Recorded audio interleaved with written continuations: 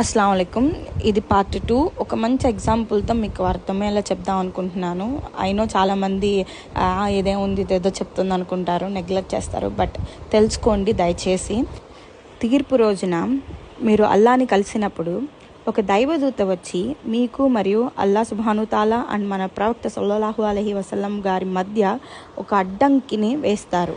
అప్పుడు మన ప్రవక్త సల్లల్లాహు అలైహి వసల్లం గారు మీరు ఎందుకు ఇలా చేస్తున్నారు అని దైవదూతని అడగగా ఆ దైవదూత ఇలా చెబుతారు, మీరు వెళ్ళిన తరువాత వారు కొత్తవి బిద్దత్ పనులను పుట్టించారో మీకు తెలియదు అని అనగా మన ప్రవక్త సల్లల్లాహు అలైహి వసల్లం గారు ఇలా అంటారు, నా నుండి అతనిని దూరంగా తీసుకువెళ్ళిపోండి అని అని తరిమి వేస్తారు. ఇక్కడ నేను సెలబ్రేషన్ చేసుకోవడం రైటా రాంగా తప్ప ఉప్ప అని నేను వాదించట్లేదండి. దాంట్లోకి మనం వెళ్ళొద్దు.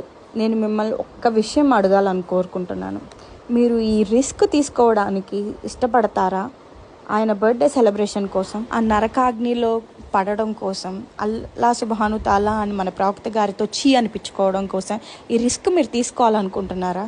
నాకైతే అవసరం లేదండి. అందుకని చెప్పి నేను మిలాదున్ నబీ, మన ప్రవక్త గారి పుట్టినరోజు, అల్హమ్దుల్లా అచ్చి బాత్, ఇట్స్ ఎ రెగ్యులర్ డే, ఒక నార్మల్ రోజు అనమాట అది కూడా. సో నేను అలాగే తీసుకుంటున్నాను. ఇన్షాల్లా మీరు అలాగే అనుకుంటారనుకుంటున్నాను.